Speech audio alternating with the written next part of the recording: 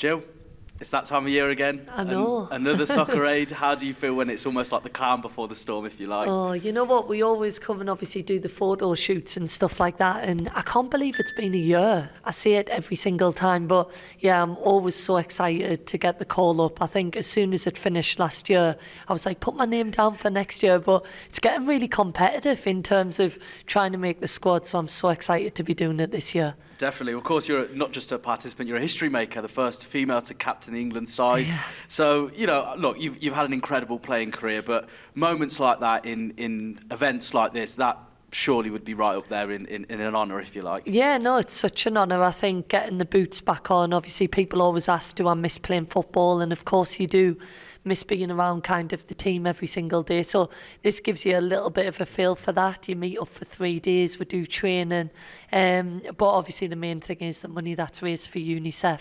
This is the 20th year, over £120 million raised, which has made a difference to so many children's lives and people's lives around the world. So yeah, I'm just so excited to be part of it again. Yeah, without a doubt. And of course, you know, you've shared the dressing room in your playing days with so many iconic and big names, including yourself, of course. But what does it feel like when you're in an environment with not just, of course, massive names from the footballing world, but you've got musicians, actors, content creators now. So how does it feel to be a part of some of the most successful people that are on offer? No, it's great. I think that's one of the big things about Soccer Aid. I think the fact that you get to take to the field, as you say, like Tom Grennan, I think Ollie Murs is back this year. Like, you would never think you would get to go and play football with these people. We've had Usain Bolt in the past, Mo Farah, and these are athletes that you looked up to. So it's just such a fantastic event.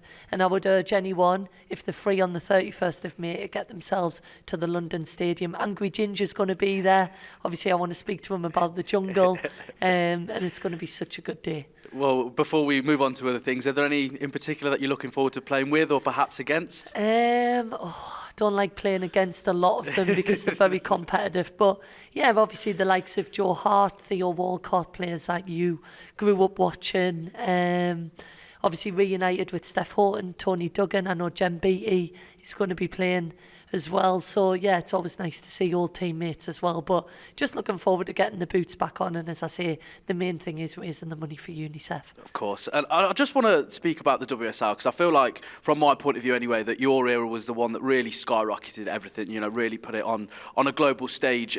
Are you pleased with the growth that's happened over the last few years in particular, and what potentially could be some factors to really make it continue to go in that way? Yeah, I think it's really pleasing. I think even now going along to the women's games, if you go to the Emirates or the Etihad, and obviously seeing 50,000 people coming out to watch these club games, that's what we always wanted. I seen the 2016 trend was going around the other day, and that was actually the year that we lifted the WSL with Manchester City. So hopefully 10 years later, I think they're 9 points clear at the minute, the top of the WSL, so hopefully they can do it again. But I think the growth of women's football, a lot of people always ask us, are you jealous of how it is now? But this is what we always wanted. This is what we were fighting for. And I think it's great that now women's football is getting the plaudits it deserves. And of course, you know, being a footballer, it's an incredible honour, but it's a very short honour, isn't it, when you compare it to, of course, a lot of the other jobs and industries out there. And now you've turned your head into the media and the punditry side of things. Is that something that you always thought that you would do, especially, you know, with the likes of Roy Keane all the time? Some of the clips are absolutely amazing, aren't they? Yeah, I never thought I'd be working with the guys, especially obviously Roy, Gary, Ian, Jamie. It's such a good laugh. But no, if I'm being honest, I probably thought I was going to finish playing and go into coaching. I'm going to be doing a bit of coaching this year, but I think kind of you never know what life's going to throw at you. But I always say if you just try and be yourself all the time and try and work hard, then if opportunities come along, then try and take them. But yeah, I sit here and I still pinch myself at some of the things that I've done over the last 3-4 years, but I never take anything for granted. And the fact that I can sit there and talk about football, it's probably why I'm losing my voice, because I talk too much nowadays. But yeah, I really do love it. And as I say, I never take any of it for granted. And and you obviously won't know, but I'm a Man United fan, so I have to ask you the question. I'm firmly in the camp that I think someone like a Roy Keane would be amazing for the Man United job. What do you think his attributes would be if he was to take over that job one day? Oh, well, I think he'd definitely sort the changing room out, I think. But, no, you know what? We speak about Man United a lot on the podcast, and I'm pleased for them. The last couple of results, I don't think anybody would have thought that they'd have won the last 2 games. And, yeah, if Michael Carragher can get them that Champions League place,